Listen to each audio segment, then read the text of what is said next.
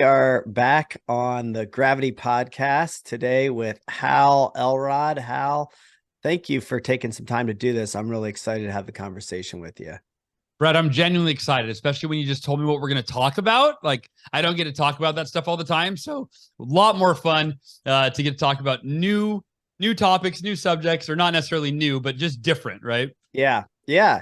No, that's the thing. We want people to see the full journey. I'm sure that, our audience is familiar with you and your work in Miracle Morning and knows a lot about what you do today, but we really want to talk about the person behind that and how you arrived at that. And so let's start at the beginning. I'd like to just know, kind of like early stuff. Where are you from? Tell me about your parents, your family, kind of the early life of Hal Elrod. Yeah, absolutely. Yeah, I was born in Southern California, and then when I was 5 years old, we moved to Northern California, a little small town called Oakhurst, California. When we moved there, there were no stoplights in the town. That's how small of a town it was. In fact, it was like a big deal when we got stoplights. It was like, whoa, we're serious now. But I grew up. I lived for 6 months. I lived in a camping trailer because my parents couldn't afford a house or trying to find a house. So I lived in a camping trailer when I first moved to school or moved to Oakhurst. And I will say this is kind of funny. One of my first memories was when I was in first grade. I had met a friend in school, and my mom took me to his house for like a little play date one evening, and she wanted to talk to his mom or whatever. Well, I guess we stayed late and I fell asleep.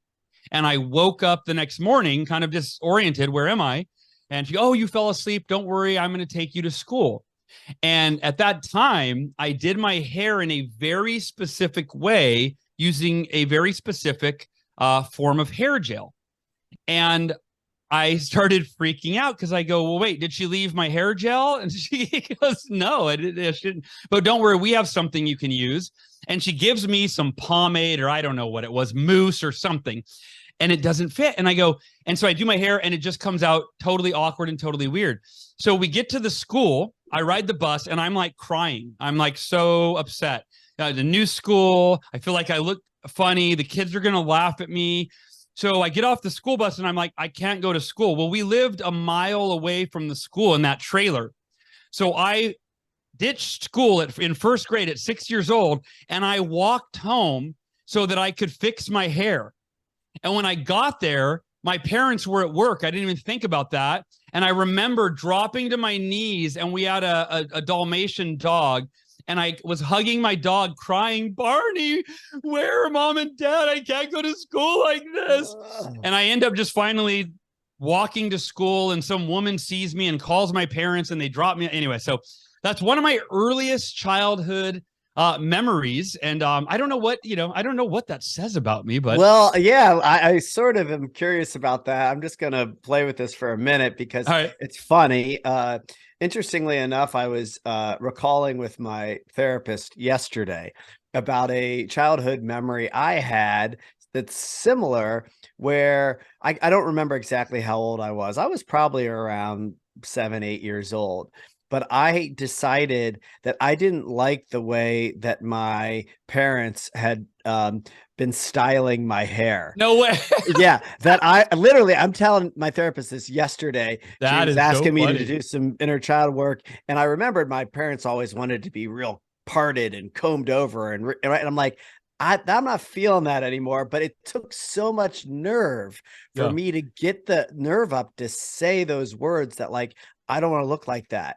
And I just wonder, like, if there is something there, like, what was like, tell me more maybe about your upbringing that like had you, is it just normal young, school age stuff about, getting picked on or looks or, Yeah. yeah, tell me I think more. it was because if I go back 1 year prior and we were living in Southern California, I remember the preschool I went to, I did get bullied by, there was this one kid that used to bully me. I remember a nightmare that I had. Do you remember the show, The Jeffersons? Sure. Yeah. Oh Moving on yeah. up. Yeah. So I remember I had this night, and I won't take long telling you about a nightmare. But I had this nightmare that that I was at the Jeffersons apartment, and then a monster chased me off And then the bully showed up, and I was like, oh, that's the toughest kid in our school. I'm like, will you please help me? And then the bully actually defeated the monster. So again, that's like some deep psychological work. I don't, but I think that might have been it, right? Like I was picked on, and I'm sure he made fun of me for my appearance and stuff in kindergarten. Yeah. So now it's a year later. I'm at a new school. So yeah, it's interesting. That dude, will you be my therapist, Brett? Do you do like a side, like a side gig? No, I have no credentials, but I am sort of just curious and love kind of this subject really. So all right, tell me beyond that, I am kind of curious about your family and your parents and kind of how they were in shaping you as a young child. Yeah, so I'm really blessed to have two phenomenal parents. They stayed married until I was, I think, 21 years old. So they ended up getting a divorce eventually, but they were married throughout my entire childhood. They both worked really hard, hard working, middle class family. They worked at a grocery. They both worked in grocery. They were, I remember my dad used to spank. It was a different time, right? I would get spanked. If I was really bad, I'd get spanked with the belt, but overall, like my dad's dad used to beat the heck out of him. I was never beat once. I got smacked on the butt. That's, one smack, that, right? But so it was really a nice thing to see, like the sins of they say the sins of the father repeat, but like he's told me stories of what his dad used to do to him. And my dad, if you ever meet him, he's one of the sweetest, kindest men. And like, I'm blessed with just amazing parents. In fact, we might get there, but I was diagnosed with cancer 5 years ago and given a 20% chance of surviving. My dad immediately flew out, called in sick to work or whatever, flew out. And then, for me, it was this long journey where I was going to have to go through 700 hours of chemotherapy, and it was going to be 8 months or beyond. And my dad called his boss and said, I can't come back to work until my son is healed. And my dad's an executive, it's he oversees a bunch of people and, and he's like, nothing else matters. And so, and my mom too. I mean, I still have those kind of parents that are just like, will do anything for their kid. Really good. My mom is very strict. My dad's a little looser. My mom was she's the one that was like, very strict when I was a kid. My dad would let us do a little extra. It's kind of, normal dynamic. Here's a very, a turning point in the life of our family. Okay. When I was 7 years old, so I had a 5-year-old sister, Haley. She was a year and a half younger than me. And my mom had a baby, Amory. Amory was born with a very rare heart condition to the point where they detected her condition early on, and they told my mother to have an abortion. They said, your daughter will probably not make it through the pregnancy, and if she lives through the pregnancy, she won't live much longer. And my mom said, I'll let God decide that. Not, we're gonna see what, I'm not gonna have an abortion. And so my sister's born with metropic dysplasia. I think I might be mispronouncing that, but something like that's a very rare condition. There were like 6,000 people alive in the United States with that condition. And my sister was born. Part of it's actually a form of dwarfism. So she never would have been like 4 feet tall, I think was the tallest she would have ever been. She had a very curved spine. It was noticeably curved. And she basically lived in and out of the hospital. My mom and dad had to constantly take her for treatments. And she looked different. So some of the kids at school made fun of her, and I dealt with that. I was in probably 2nd or 3rd grade at this time.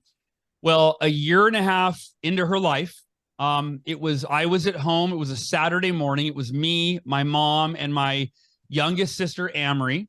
My dad was at work at the Pines Market, the grocery store he worked at the time. And my other sister, Haley, was at my grandmother's house, 3 hours away. And I woke up to the sound of my mother screaming, my baby, my baby, my baby. And I literally remember coming to kind of groggy. And I remember my first thought was, oh, my mom's playing with Amory, my baby, my baby, my baby.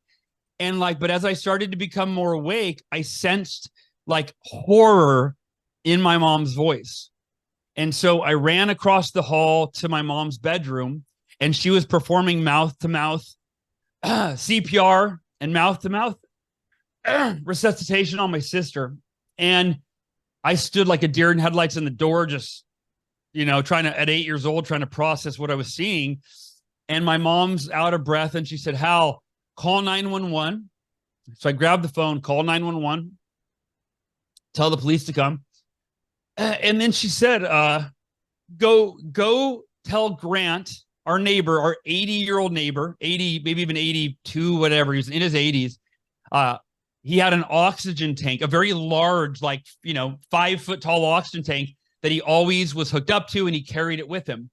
Now, we lived in the mountains, so there was no sidewalk between the houses. It was like up hills, down hills, right? We were on like a couple acres. And so I run across to Grant and I say, Grant, my sister's not breathing. We need your oxygen tank. And so, poor Grant, he's 80 something years old, and he's like shuffling across my yard, which has sticks and pine cones. And, so, it probably took him, 10 minutes to get back with his oxygen to my mom. And I don't remember if it was him or my mom, but we put it over Amory's face, and the air, it was too big for her face. It just blew out the sides of her cheeks. My dad shows up, ambulance shows up. My friend Ben, his mother shows up. My dad had called and said, hey, will you take Hal to your house? He probably doesn't belong at the hospital. And so I went to her house and played with Ben. And in my mind, I'm thinking, the ambulance is going to save my sister. That's what they do. Like, she's going to the hospital. They save people there, right? So I had not a second thought over what was happening. I'm just like, oh yeah, my sister's not breathing, but it's okay. The people came to save her.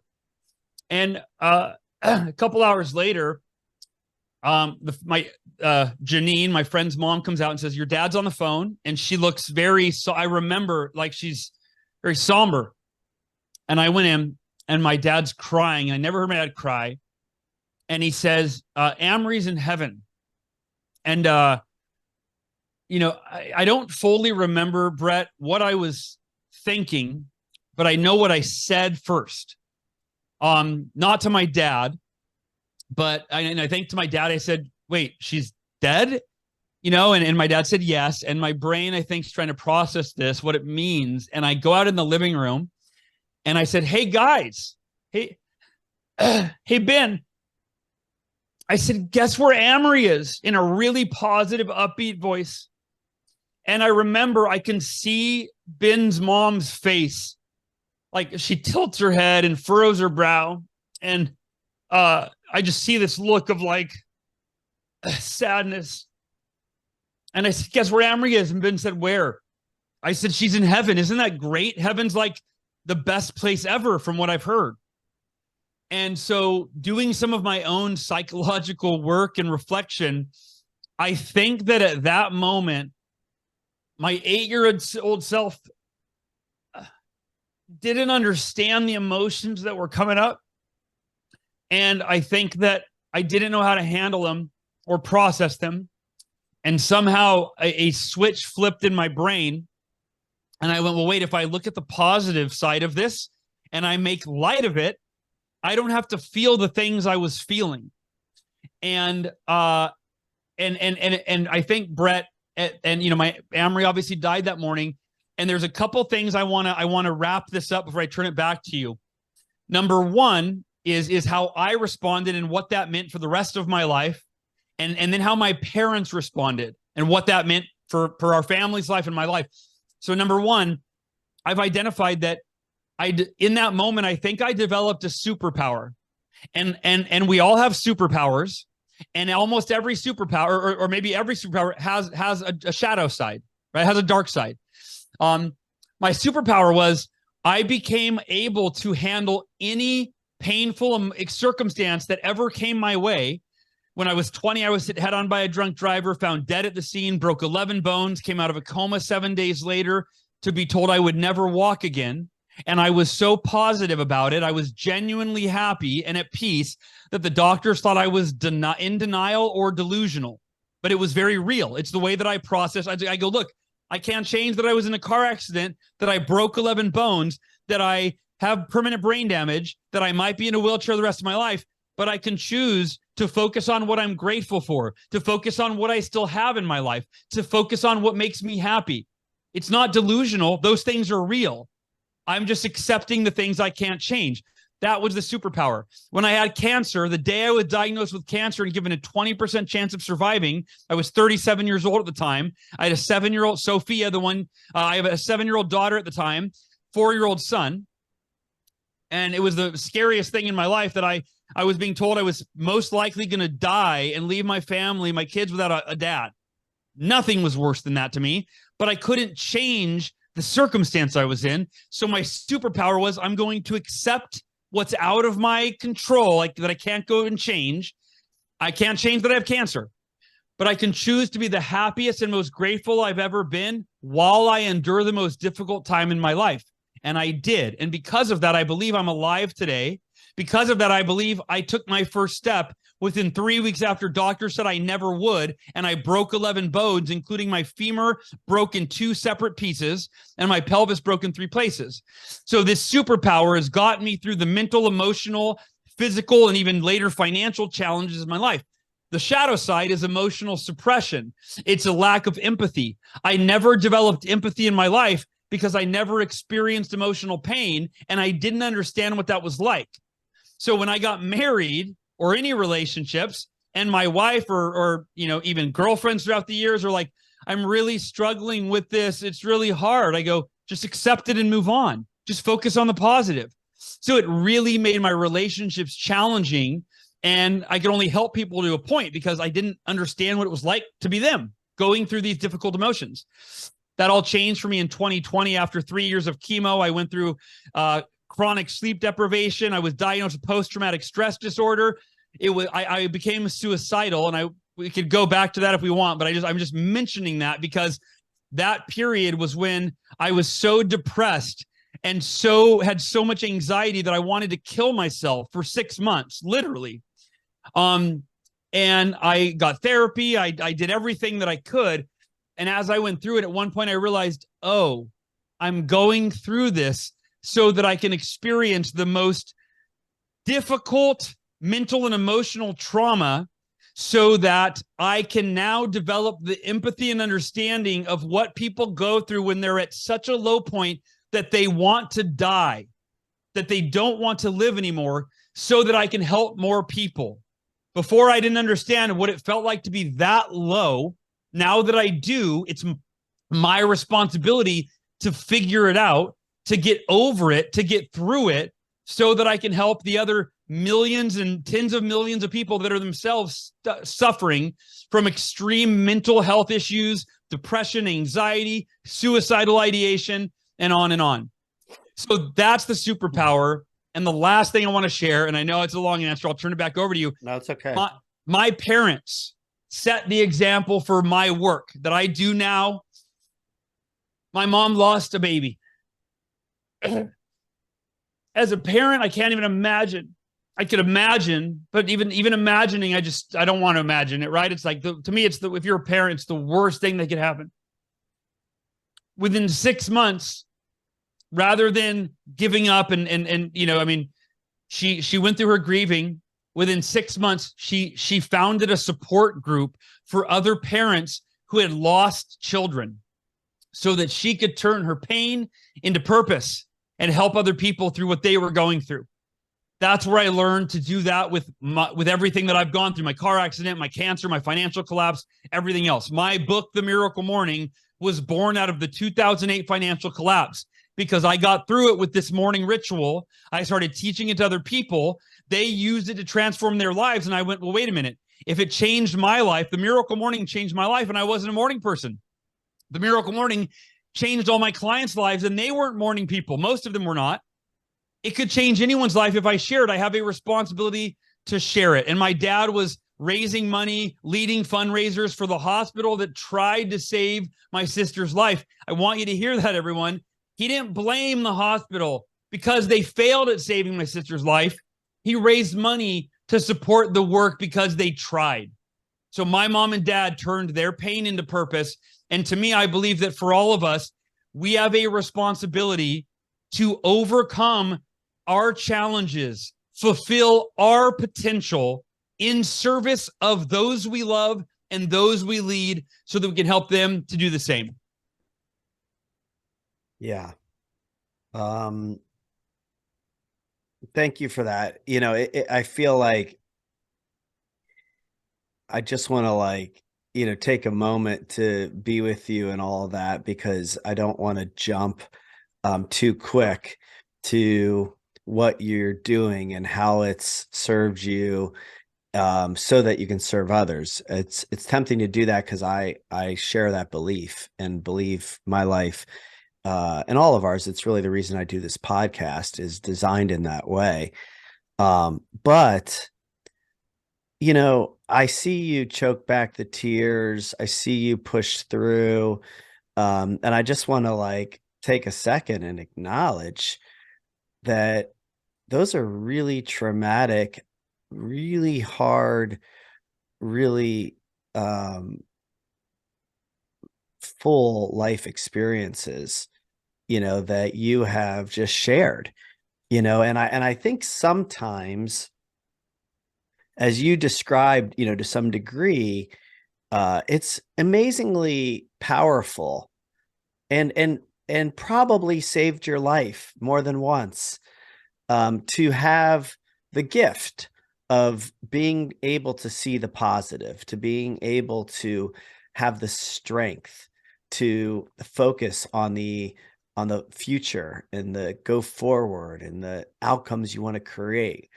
But I do believe in my own experience personally that, it's sometimes referred to as spiritual bypass, where Yes. you skip over Yes. the pain and the emotion, and then it can get stuck and land in the body and have all kinds of others. In your case, you described how it was affecting your relationships, and it may have been what caused my cancer, by the way, just to yeah, echo what you're saying.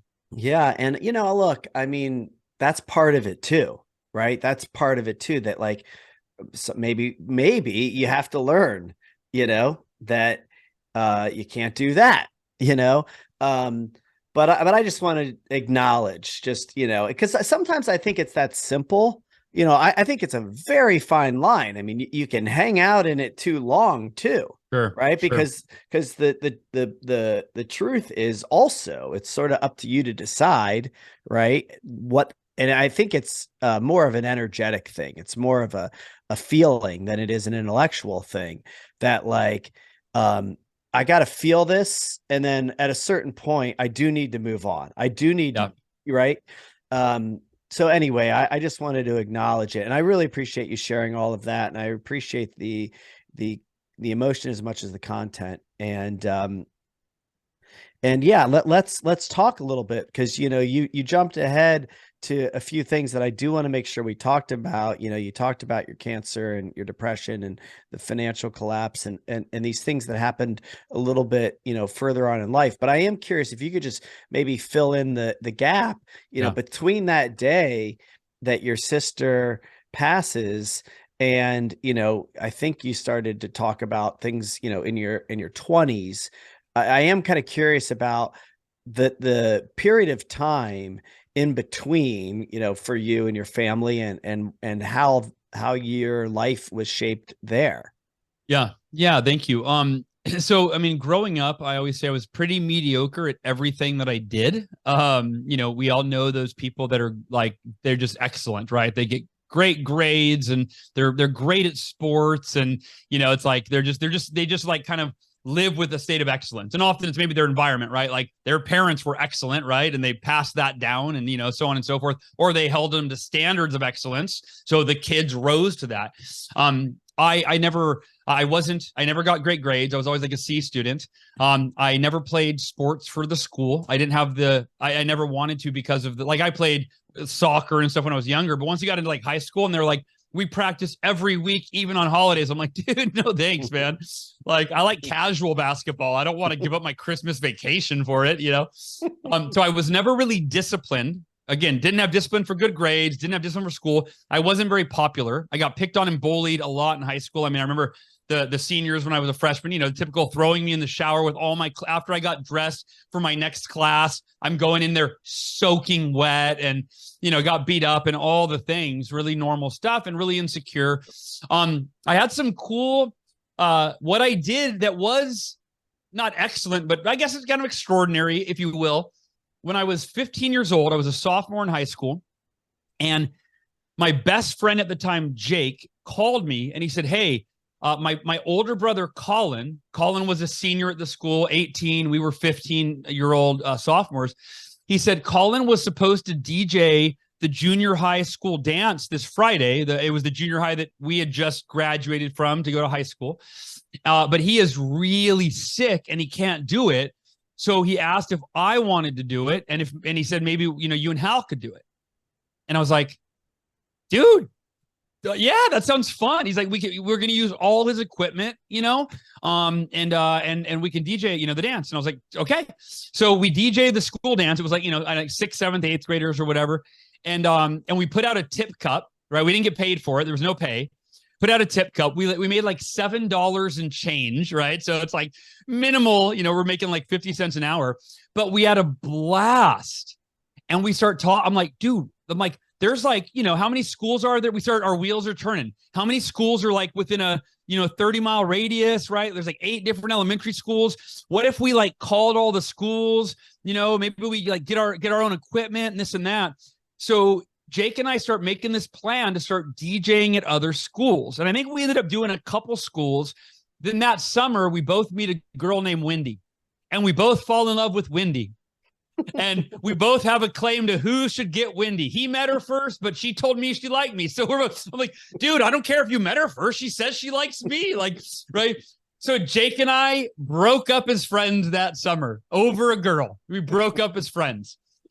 I was still excited about this DJ thing. And I, at the time, was receiving a magazine from Los Angeles called Pro Sound and Stage Lighting. It was a company in Los Angeles that sold DJ equipment, stage lighting, musicians, concerts, any kind of, audio visual. And I'm getting this magazine all the time. And then we're going to visit my aunt and for just, the summer or whatever, for like a week. And I go, Dad, that Pro Sound and Stage Lighting is like 20 minutes away from Aunt Belinda. Could we go there? So we go there. My dad is the kind of guy that like you can convince you can sell him on anything. He loves to shop. He loves to spend money. You know what I mean? And he loves to make his son happy. I think that's probably actually the biggest one. So we go to the store. I'm like, Dad. And at that time, my parents had purchased a grocery store. So when I was 11, my mom and my dad was the manager at the Oakhurst Market in Oakhurst, very small mom and pop grocery store. His dream was always to own his own business. The people that owned it were retiring and they were going to sell it. And my dad was like, can I buy it? And we couldn't afford, it was like, he goes, he had to convince my mom, figure out how the heck they were going to get a loan for, at the time, it was like, I think $600,000 for the whole store, which by the way, had a house in the back. So the house, not in the back, like you literally, if this was the check stand and I was checking people out, like ringing groceries through, the front door to our living room was 6 steps away. You went in, it was our living room and kitchen with 3 bedrooms and 1 bath above. It was built in 1945. So we were living in this grocery store, literally living in the grocery store in the back, 1 bedroom house, 4 people sharing 1 bathroom or 3 bedrooms. And so I'm working at the grocery store as a box boy making $4.25 an hour. And I convinced my dad, if you'll buy the DJ equipment, and finance it, I'll make the payments, and then I'll start figuring out how to like DJ and get paid for it. But even if I don't, until I get paid, we'll do I'll work at the grocery store. So my dad charges $1,500 of DJ equipment. We're talking 2 18-inch Sherwin Vega speakers, a fog machine, like a strobe light, a laser light, right? A mixer, and then CD players at the time. There was no digital music. It was CD players, right? And so I get all the equipment and I set it up in my bedroom, which is like 10 by 10 feet. It's the tiniest bedroom in the market. It's got 18-inch Sherwin-Vegas speakers in it and fog machines and laser lights. It's the coolest bedroom. And so like a week or two later, I'm at the grocery store, and my dad's, he's ringing people through. I'm bagging the groceries, and my dad, a woman comes up. She goes, "I'm getting married next month," and she's a customer. And my dad goes, "Oh, do you have a DJ yet?" And she goes, "No, we're trying to find one, but they're so expensive. We can't afford any of them." And she goes, he goes, "My son's a DJ." And I go, "Yeah." She goes, "You are?" "Oh," and she's asking some questions, and I'm like, I don't forget. Yeah, I've done like 3 school dances. Right. And she goes, "How much do you charge?" And I go, my dad goes, $100 for the whole night. She's getting quotes for like 1,000. Right. So she's like hired, right? Yeah. So, and it's 4 hours. And again, I'm making $4.25 an hour bagging groceries and stocking shelves and cleaning toilets. Right. Now I'm going to get $25 an hour for playing music. Yeah. And I'm like, I'm like, "Dad, thank him," hugging him. Thank you. Like, it's amazing. So I DJ her wedding, have the best time ever, take my $100, which at 15, that's like, I might as well be $1 million, right? And then my mind's turning. I get on our computer, which, by the way, I mean, this is a black and white computer. Like, you follow, right? We're talking 1994 or 5. Black and white computer, or even green. The letters were green. Remember that? Like, all the letters and numbers are green, and the screen's kind of orangey. Right. So, but I'm able to get like a black and white graphic of like a speaker. Anyway, so I make flyers that say Hal Elrod, professional mobile disc jockey. And then listen to this. I got a pager, and I was able to get an 800 number for a pager. So I made those little tabs at the bottom. I put the phone number 1-800, like Hal DJ or something like that, right? And then there were little tabs that I cut that you could rip off. And I printed those out, and I put them on every bulletin board all over town, everywhere. I start getting gigs. I'm DJing at bars, which was probably illegal, but we were in a small town. I'm DJing at the bowling alley. I'm DJing weddings. I'm DJing school dances. And I went from 25 an hour to 50 an hour to 75 an hour to $100 an hour. And what that taught me, which shaped the journey, right? This is what we're talking about. Wait a minute. I love DJing. It is not work. I have so much fun when I get to DJ. I can't wait. I don't love going to bag groceries and, clean toilets and stock shelves like for $4.25 an hour. But I love DJing. So the first thing is, okay, I can find work that I love to do. And so I'm like, I'm a DJ. Like, this is the rest. At 15, I go, I'm starting to like find out, how do DJ companies work? Like, how, and I'm finding out, the big DJ companies, they've got like multiple sound systems and multiple DJs that go out on a Friday and a Saturday night. I'm like, okay, that's my future. I'm going to figure that out.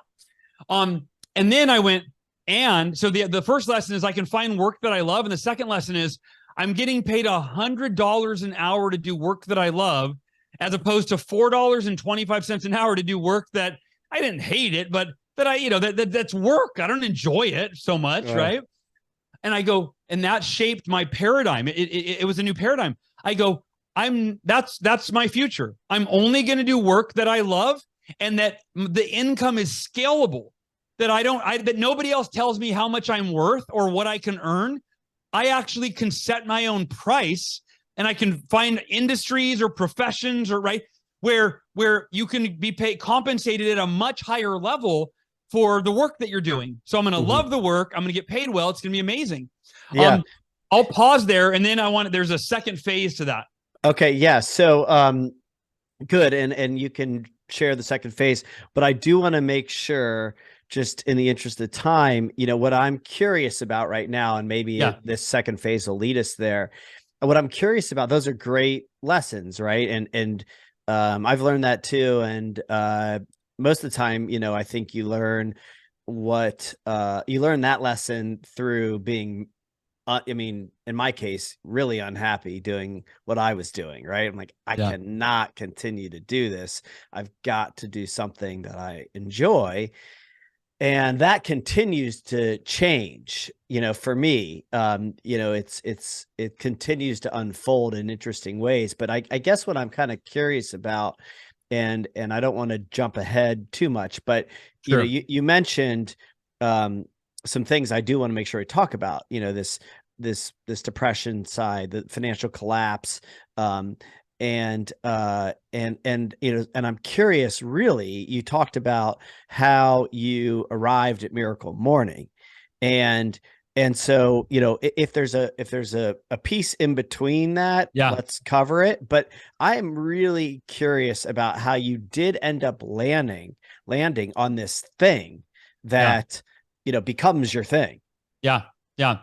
No, it's right. Yeah. And thank you. That's a great question. And we're going to kind of skip toward that. So you fast forward, 4 years later, I'm 19 years old. My first year of college is behind me, and I'm DJing on the radio. That was really the second phase of the story, was how I got into the radio. But I realized that's not the best use of our time. So, but I got into radio when I was 15. Like, I got a radio show a few months after I started DJing. And so that led to a new dream. Like, oh, I want to be a nationally syndicated radio DJ and have a DJ business where I have DJs going out. Right. So like I guess I had that entrepreneurial mindset. Yeah. And at 19, I'm on my second radio station, 97.1 FM, moving in the direction of my dream. I'm still DJing school dance or, college parties and weddings and all the things. And a buddy of mine says he's working for Cutco Cutlery. Are you familiar with Cutco? Sure. So he's a sales rep for Cutco. And he says, Hal, you'd be great at Cutco. And Cutco is not like a network marketing business where you actually get paid to get people underneath you. So he's not like incentivized to like recruit me in that way. He's literally just like, I love the work that I'm doing at Cutco. Like, there's really no ceiling on your income. It's a commission job. It's like he said, the personal growth I'm developing is phenomenal. And I'm like, I don't even know what that means. What's personal growth? Like, right. Which ironically would become my life's, work. Right. But one day I'm with Teddy and we go into I'm like, I told Teddy, by the way, I'm like, Teddy, I have zero interest in being in sales. Like, I have my path. I am a radio DJ. I have a DJ business. I've got my path. I'm going for it. Like, I have no interest in being in sales. I went to the office one day with him.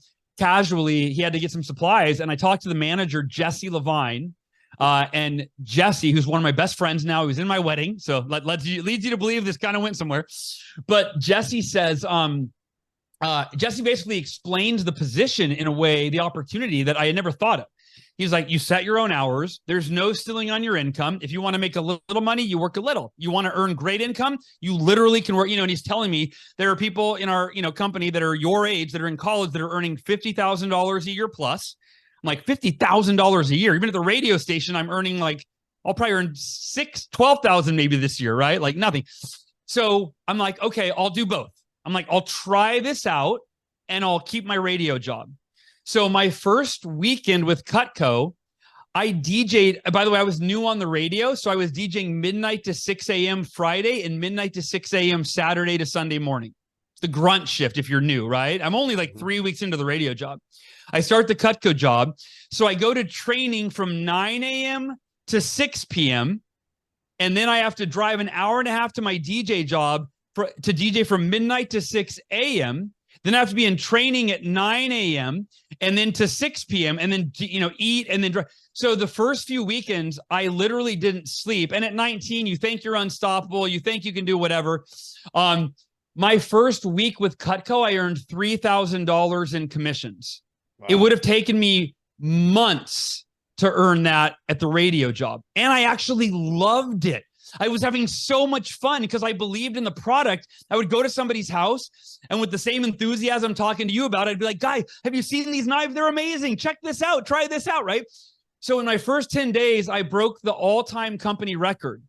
And this, where I had sold the most in 50 years, the most anyone in the western half of the country had ever sold. And that's out of like 500,000 sales reps. And I want to circle back to what I said earlier, which is like, I was mediocre my whole life, right? Really, I was. I mean, yes, I DJ'd, but I didn't have a lot of DJing wasn't a lot of discipline. One day I spent 30 minutes putting up flyers. A couple times a month, I showed up and played music. Like, I didn't have daily consistent discipline, right? So that escaped me. And in my training, I thought, I want to break this record. And I told my manager that, and he said, it's going to require more discipline and consistency than you've ever had in your life. You're going to have to eat, sleep, and breathe Cutco for the next 10 days.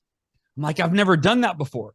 He's like, if you're willing to be accountable, check in with me every morning, check in with me every night, follow my instruction. I believe you can do it, Hal, but you have to be more accountable than you've ever been in your life.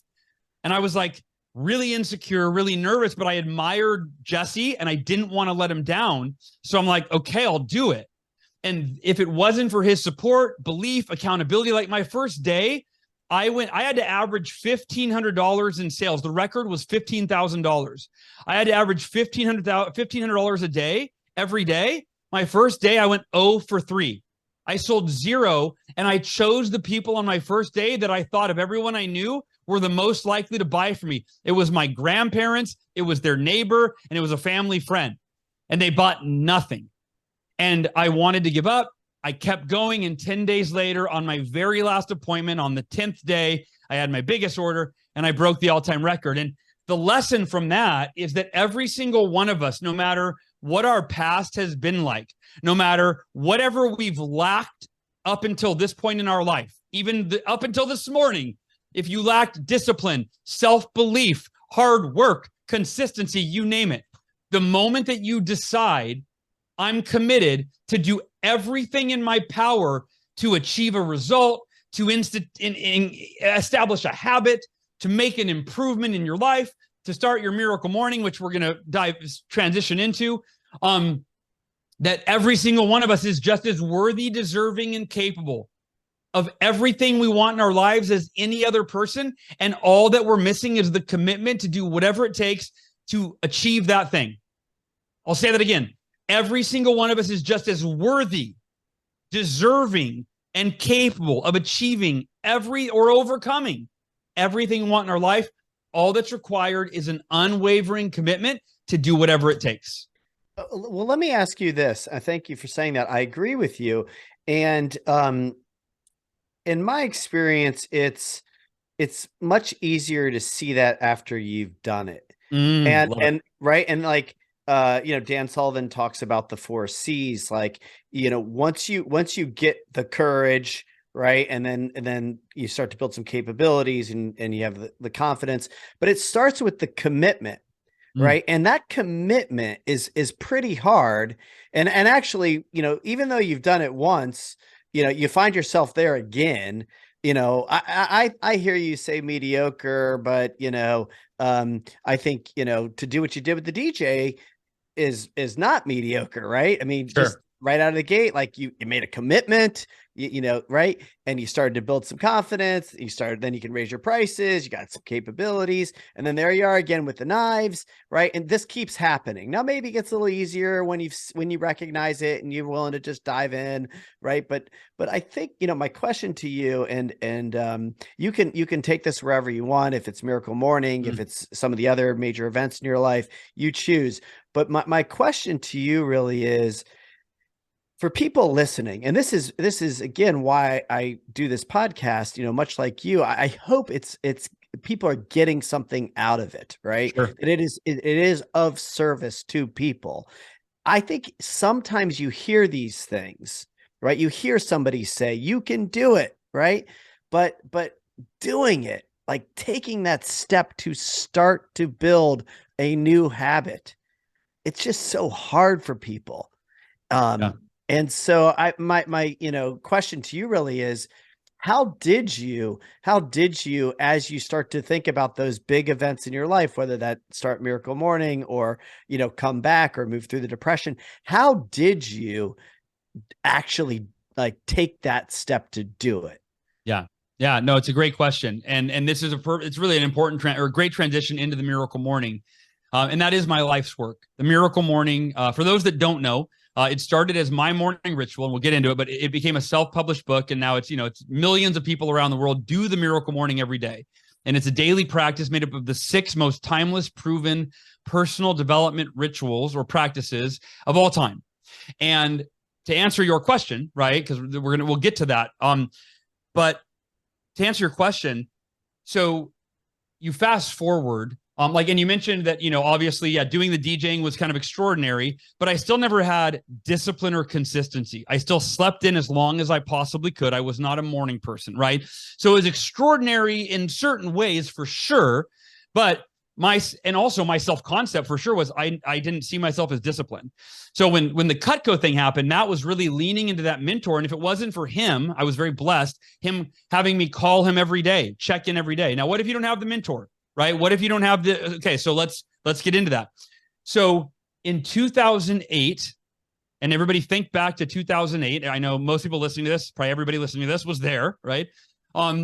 The economy starts to crash, right? What became the Great Recession, one of the worst recessions in over a decade, what began being born. I did not watch the news at all, like zero. It wasn't even, I'd never watched the news before in my life. I wasn't paying attention to anything that was going on in the economy. And I had some friends that were like, hey, dude, aren't you worried about the economy?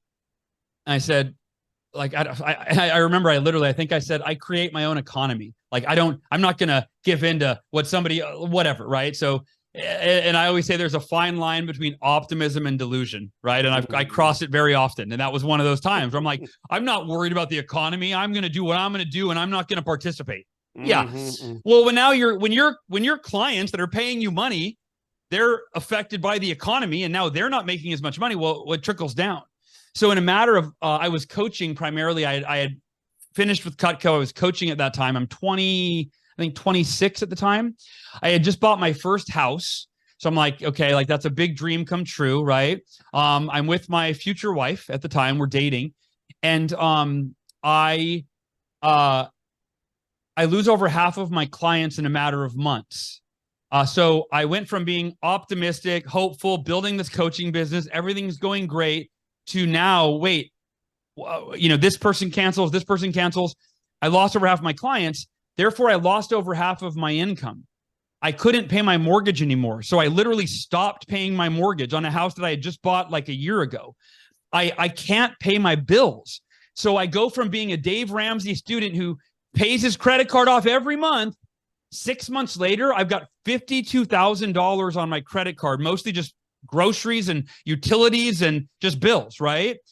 I canceled my gym membership as soon as I started losing my income because I couldn't afford it. I canceled everything I could. So I literally am not exercising at all. Zero. I'm doing zero exercise. And I start developing depression.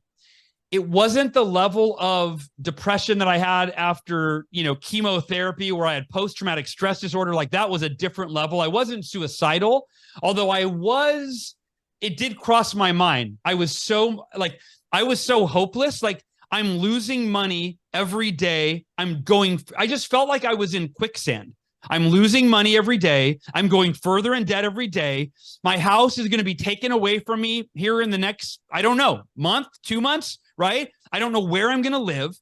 I've got a wife who is, and I don't know if she was pregnant, or a fiance that was pregnant. I don't know if she was pregnant then yet. Not pregnant yet. Anyway, but we're planning on having a baby, right? Like, and my life, it literally went from like, everything's great to like, it's falling apart. And so I end up one day, a single quote changes my life. And before I share that, let me just say this last piece. I was at a place in my life, and I'd imagine most people can relate to this. Either you're there now, or you've been there, or you're afraid you're going to be there. But Brett, I'm curious if you've been here before, where you're so depressed that crawling into bed at night is like the only safe haven you have, where you feel like, I can kind of this illusion of escaping my problems. I don't have to face it. It was to the where I almost didn't want to fall asleep too fast, because it was the only place that I felt safe. And I knew that as soon as I fell asleep, I was going to wake up to the shitty life that I had created for myself, or that had happened to me, or however you want to look at it. Right? The fear, the depression, the stress, the financial issues, the bills that I couldn't pay, on and on and on. And so that's where I was at in my life, where I would sleep as long as I could, wake up at the last minute. A friend of mine, John Berghoff, gave me advice. He told me to listen to a Jim Rohn audio. I finally confessed to John how bad my circumstances had gotten. I hadn't told anybody except my fiance, Ursula. I finally tell John, and John says, Hal, listen to a Jim Rohn audio. This audio changed my life at one point, what he said. I go, it's not going to, I need more. I need to make money. Is this going to teach me how to make money? He said, no, it'll teach you how to think differently and how to change yourself so you can change your life. Like, this is stupid, but fine. I'm desperate, whatever. Jim Rohn says your level of success will seldom exceed your level of personal development. And I stop and I rewind that audio and I listen to it again, and it lands for me. Your level of success will seldom exceed your level of personal development. Brett, I believe this is the disconnect for 95% of our society, if not more. If you're measuring your success and fulfillment in any area of your life, your health, your finances, your relationship, your happiness, you name it, on a scale of 1 to 10, let me ask you, 10 being the best, healthiest, happiest, most financially secure you could be, and 1 being the worst, what level does everyone want? 10.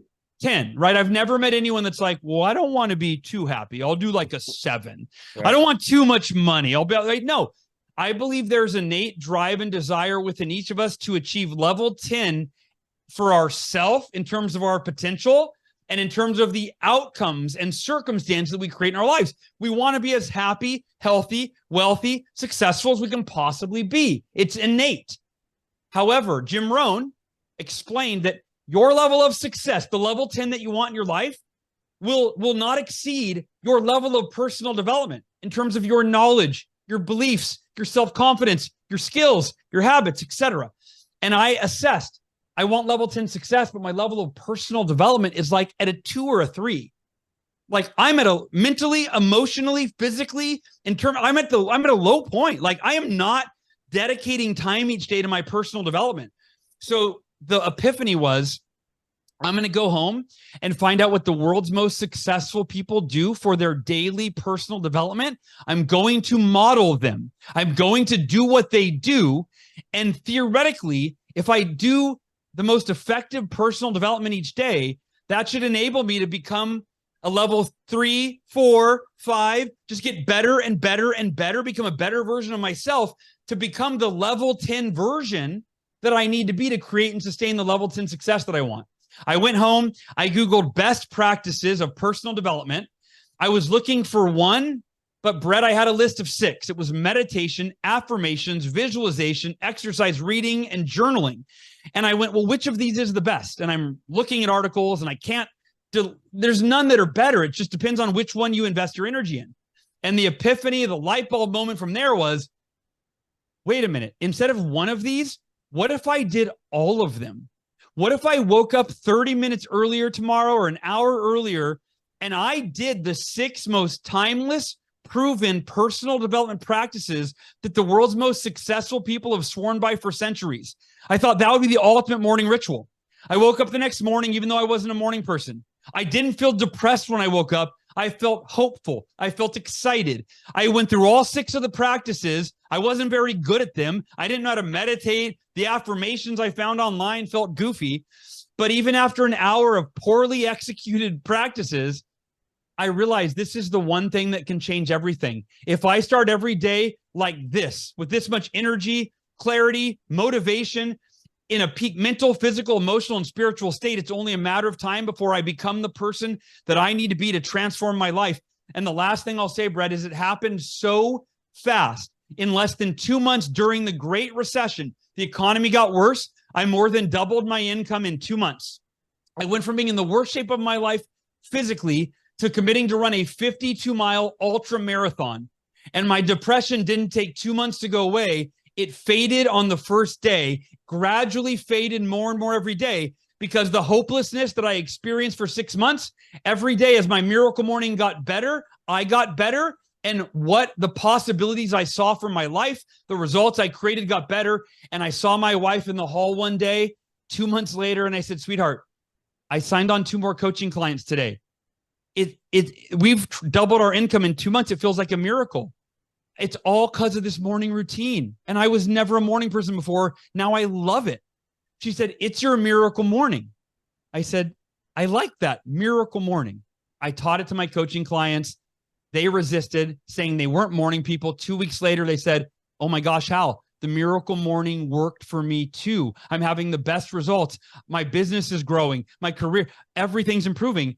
And that's when I said, if it worked for my clients, they weren't morning people. I wasn't a morning person. I have a responsibility to share this with as many people as I possibly can. And now the Miracle Morning movie, the app, and the books are all out there. And I'm just, I'm so grateful that you had me on, because sharing this practice is what my life is dedicated to.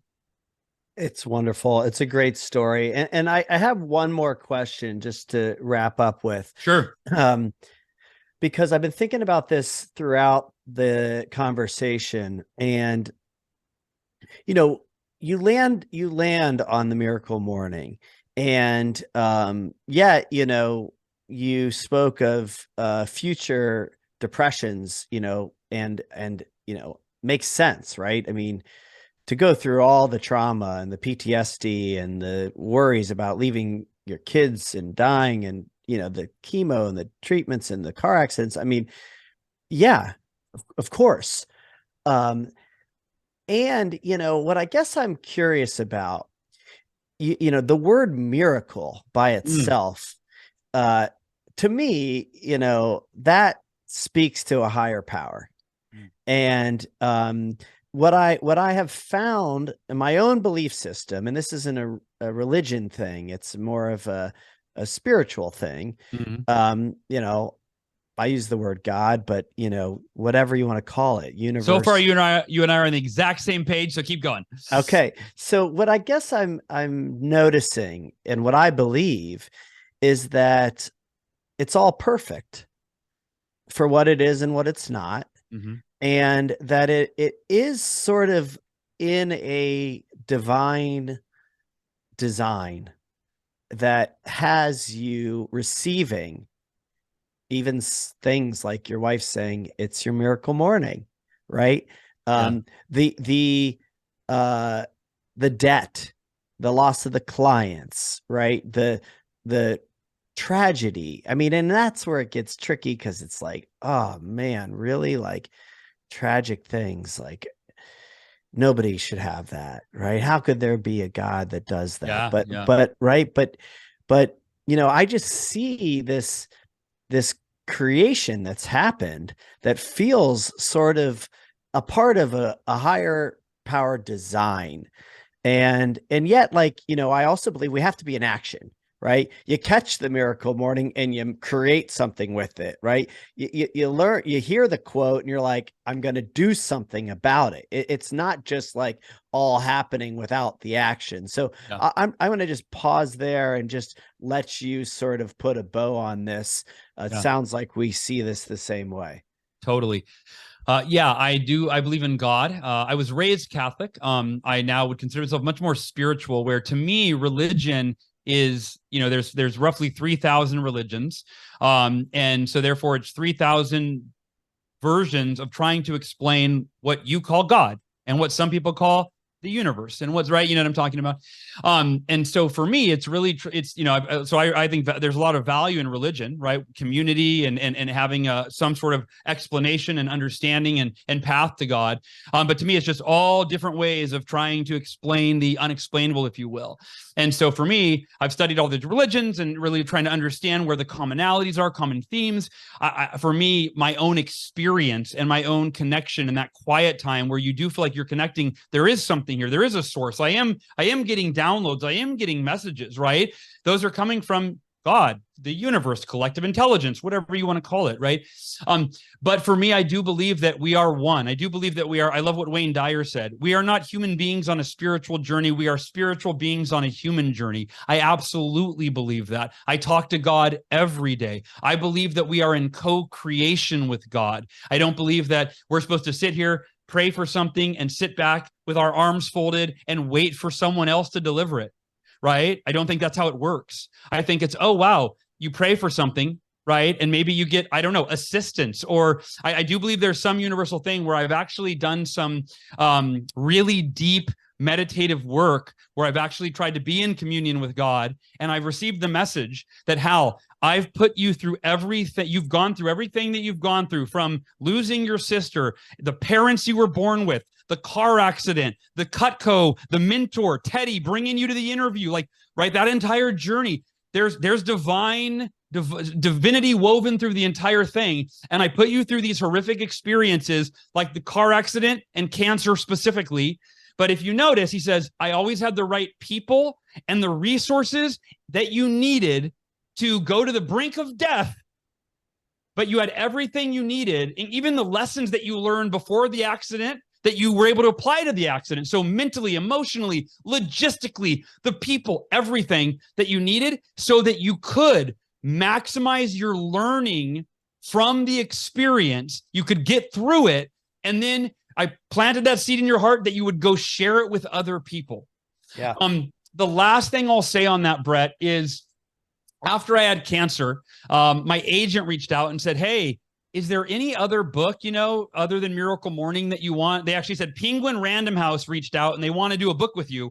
Do you have anything other than Miracle Morning that you want to do? And I said, I've always wanted to write a book called The Miracle Equation.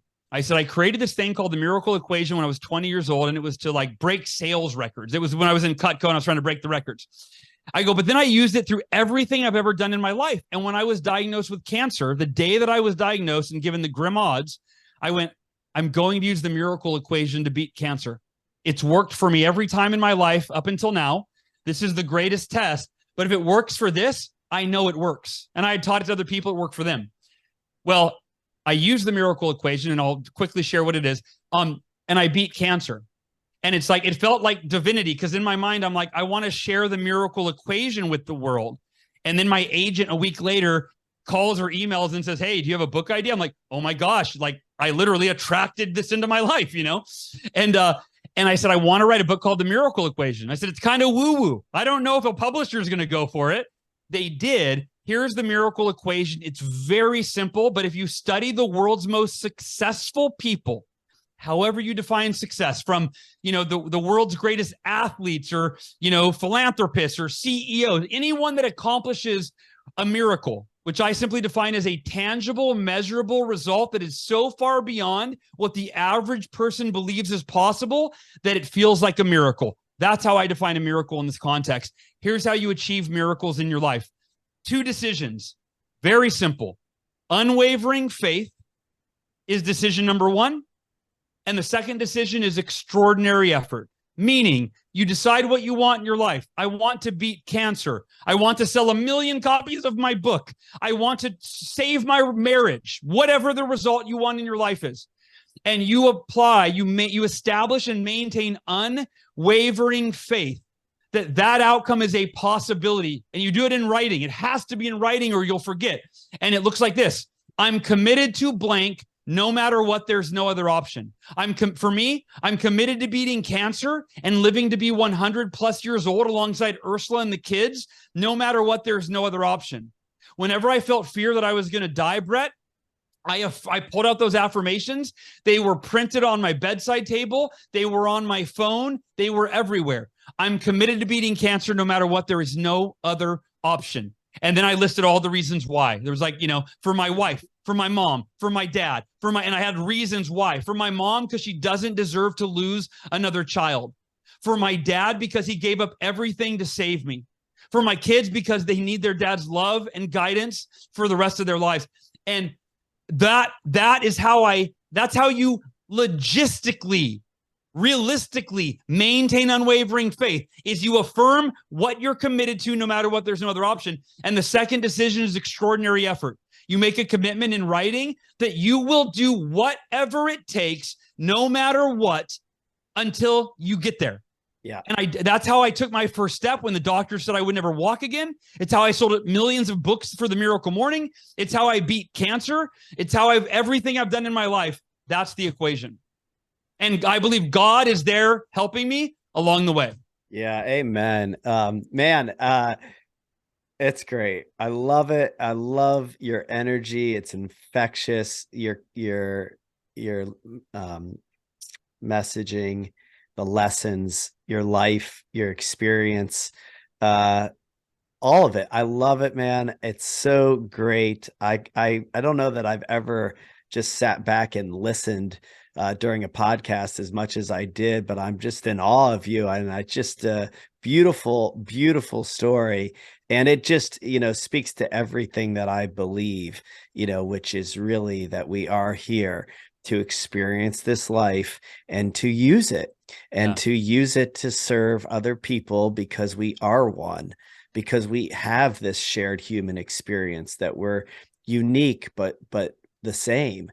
And you are just an amazing example of all of that. And I know we got to run. We'll wrap up now, but I look forward to having some more conversations with you, collaborating. There's a lot of thoughts running through my mind about how to spend more time with Hal. So we'll do that for sure. But just thank you again for taking the time and sharing your story today. Yeah, I appreciate it. And part of the reason you've never listened so much on a podcast is because I'm probably more long-winded than any of your guests, right? No. It's all great. Whenever a podcast ends, it's one of two things. It's either I had so many more questions to ask you, but I took forever to answer them, or wow, that was the easiest podcast. I just sat back and you talked the whole time. I was like, I don't know any other way to do it. That's it's both, but it's not because you're long-winded. It's because it's just enjoyable to hear your stories. So, well, Brett, anyway, I appreciate your heart, man. Like it just comes through the way I appreciate the way that you acknowledged, after I shared the story of my sister and passing away, like it just shows that you're really present and you're really connected, and that's rare. So I really, really appreciate it. And the fact that you have a podcast with those unique gifts and talents, you're keep doing what you're doing. Thank you for doing what you're doing, because I'm sure it's making an impact for a lot of people, and it made an impact, even for me, just being able to share what I got to share today, thanks to the space you created and the questions that you asked. Yeah. Thank you. Thank you. All right. That's a wrap. Thanks, Hal.